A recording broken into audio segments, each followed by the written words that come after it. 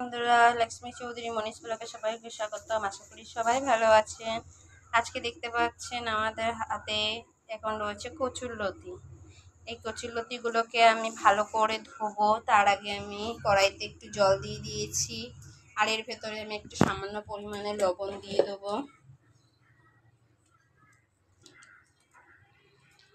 ততক্ষণে আমি কচুরলতিটাকে ভালো করে একটু ধুয়ে নিয়ে তারপরে আমি একটু ভাপে দেবো। কচুরলতিগুলোকে ভালো করে ধুয়ে আমি জলটাতে দিয়ে দিয়েছি। এখানে 5 মিনিট অন্তত আমি জলে দিয়েছি এটাকে দেখো আমি কিন্তু কচুরলতিটা 5 মিনিট মতন একটু ভাপিয়ে নিয়েছি আর কি। বেশি ভাপাবে না, এটি যাতে সলা সলা থাকে, কেন কচুরলতি একদম গলে গেলে ভালো লাগে না খেতে। এবার এটাকে আমি জল ঝরাতে দিয়ে দেবো। দিয়ে নিয়েছি। এবারে কড়াইটা আমি গরম হয়ে গেছে। এবার এখানে আমি কিছুটা পরিমাণে সর্ষের তেল দিয়ে দেবো।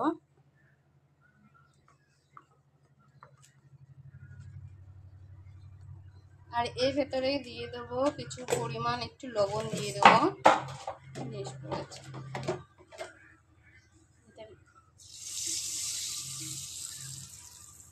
লবণ দিয়ে দিলাম তেলে। দিয়ে দেবো ওই তেলের ভেতরে কিছুটা কালো জিরে।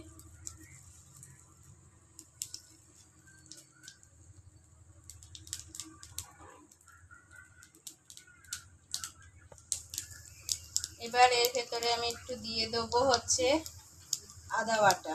তবে বলে যে আমি সরিয়ে নিয়ে আমি দিলাম। এবার আদা বাটাটা দিয়ে দিয়েছি। এর ভেতরে দিয়ে দেবো একটু লঙ্কা গুঁড়ো। এর ভেতরে দিয়ে দেবো আমি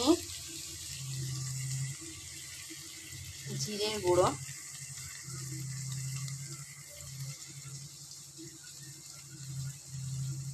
এর ভেতরে দিয়ে দেবো আমি হলুদের গুঁড়ো। কাঁচামরিচ দিয়েছি, জিরের গুঁড়ো দিয়েছি, একটু চিনি দিয়েছি, একটু লবণ দিয়েছি। এবার এর ভেতরে একটুখানি আমি পরিমাণ মতন জল দিয়ে একটু নাড়াচাড়া করবো মশলাটাকে।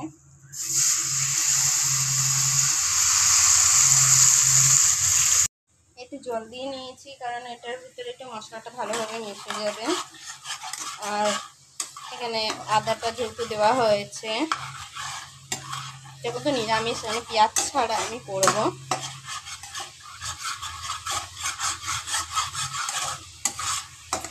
একটু মশলাটা কষিয়ে নেবে।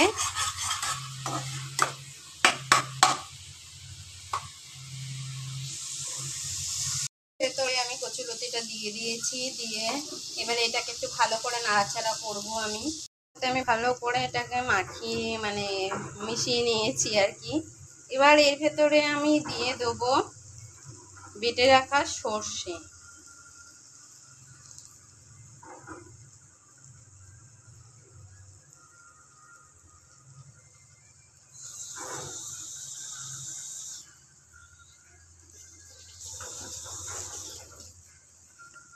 সর্ষেটার সাথে ভালো করে এটার সাথে মিশিয়ে নিতে হবে।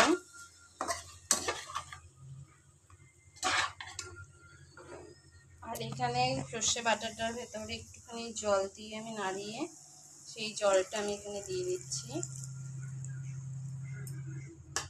দিয়ে ভালো করে নাড়াচাড়া করে এটাকে ঢেকে 5 মিনিট রান্না করলেই হয়ে যাবে কচুরলতিটা।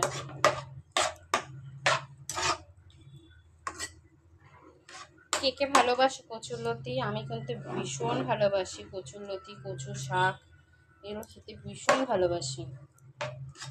এগুলো পেলে আর কিছু চায় না। এবারে মেশানো হয়ে গেছে।